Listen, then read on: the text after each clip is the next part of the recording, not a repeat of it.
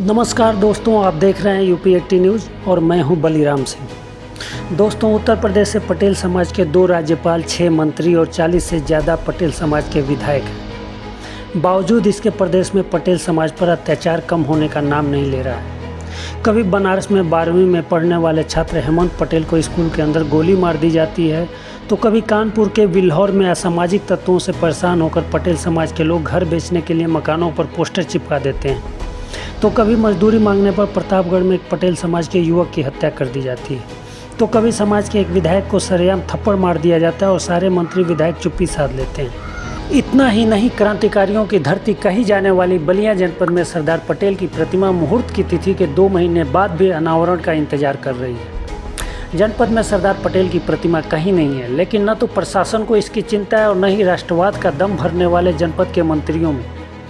सामंतवादियों ने ऐसा खुरपेच कर दिया और समाज ने मुख्य अतिथि के तौर पर जिस मंत्री को आमंत्रित किया था, उन्होंने ऐसी अकर्मण्यता दिखाई कि अभी तक प्रतिमा का अनावरण नहीं हुआ।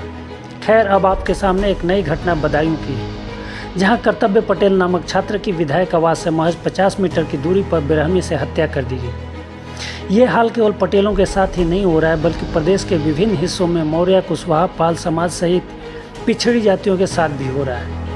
प्रदेश में डिप्टी सीएम से लेकर दर्जन भर से ज़्यादा मंत्री पिछड़े समाज से हैं। बावजूद इसके पिछड़ों के खिलाफ इस तरह की घटनाएं आए दिन घटित हो रही हैं। अब कुछ लोगों का तर्क है कि फला मंत्री के आदेश से पुलिस एक्शन में आ गई, तो फला मंत्री के हस्तक्षेप से अपराधियों की गिरफ्तारी हो गई। अरे भाई, ये गिरफ्तारी अथवा पुलिस का एक्शन घटना के 4 दिन बाद क्यों? आखिर असामाजिक तत्वों के अंदर इतनी ताकत कहाँ से आ रही है? आखिर पिछड़ों के खिलाफ हिंसा करने वाले इन असामाजिक तत्वों के अंदर कानून का भय क्यों नहीं है? बनारस में हेमंत पटेल की हत्या और बदायूं में कर्तव्य पटेल की हत्या पर थोड़ा विस्तार से नज़र डालेंगे तो दोनों जगह सामंतवादी प्रवृत्ति के लोगों का हाथ है। कर्तव्य पटेल की हत्या का आरोपी शौर्य ठाकुर को सामाजिक एवं राजनीतिक दबाव के बाद पुलिस ने गिरफ्तार कर लिया है। इस घटना के तत्काल बाद सपा सांसद धर्मेंद्र यादव ने आरोपियों के खिलाफ कार्रवाई की मांग की। कांग्रेस के पदाधिकारियों ने पीड़ित परिवार से मुलाकात की और आरोपियों की गिरफ्तारी की मांग की। साथ ही पटेल समाज के लोग सड़क पर आ गए। प्रदेश के कैबिनेट मंत्री आशीष पटेल ने इस मामले में पुलिस प्रशासन को आरोपियों के खिलाफ तत्काल कार्रवाई करने का निर्देश दिया। लेकिन सवाल है कि सरकार में बैठे बाकी मंत्री और नेता क्या कर रहे हैं? क्या हर पिछड़ी जाति का नेता केवल अपनी जाति और क्षेत्र तक ही सीमित हो गया है? सवाल यह भी है कि इन आरोपियों के घरों पर बुलडोजर क्यों नहीं चलता है? क्या बुलडोजर केवल कुछ जाति अथवा संप्रदाय विशेष के ऊपर ही चलता है? एक बड़ा सवाल यह भी है कि इन अपराधियों के अंदर इस बात का डर क्यों नहीं है कि अब पिछड़े बेसहारा नहीं है। दलित पिछड़ों पर अत्याचार होगा तो तुरंत एक्शन होगा।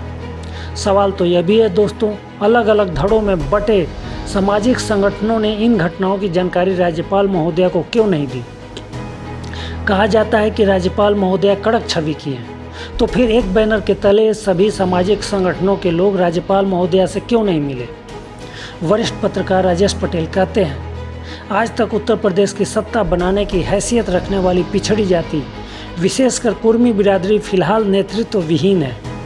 इसका नतीजा बनारस में हेमंत पटेल, बदायूं में कर्तव्य पटेल, प्रयागराज में अरुण पटेल, प्रतापगढ़ में धर्मपाल वर्मा आदि पटेल की हत्या में समाज देख चुका है। राजेश पटेल कहते हैं कि प्रदेश में स्थिति ऐसी है कि पटेल जाति के लोगों की हत्या के खिलाफ आंदोलन करने वाले स्वजाति नेताओं को अपॉर्चुनिस्ट कहकर उनको हल्का कर दिया जाता है। सत्ता पक्ष के लोग चाहते हैं कि किसी भी मामले का श्रेय विरोधियों को न मिले। पंचायत भी वही करेंगे, कार्रवाई भी वही कराएंगे। पीड़ित परिवार का इतना दबाव बना दिया जाता है कि वह बाद में मुंह खोलने से भी डरने लगता है। राजेश पटेल कहते हैं कि किसी घटना पर सभी कुर्मी समाज के नेताओं की आवाज़ एक होने की दरकार है, तभी कुर्मी समाज राजनीतिक दृष्टिकोण से एक हो सकता है। खैर, ये तो वक्त बताएगा कि इन घटनाओं को रोकने के लिए ये नेता, मंत्री और सामाजिक संगठन एक बैनर के तले आते हैं या फिर कोई कर्तव्य पटेल व हेमंत पटेल किसी सामंतवादी के गोली का शिकार होता है। बस इतना ही, मुझे दीजिए इजाज़त। आप याद रखिए, ऐसी खबरें अखबारों और टीवी चैनलों में कभी नहीं दिखाई जाएंगी, इसलिए आप देखते रहिए यूपी 80 न्यूज़। इसे अधिक से अधिक सब्सक्राइब कीजिए और शेयर कीजिए। बहुत बहुत धन्यवाद।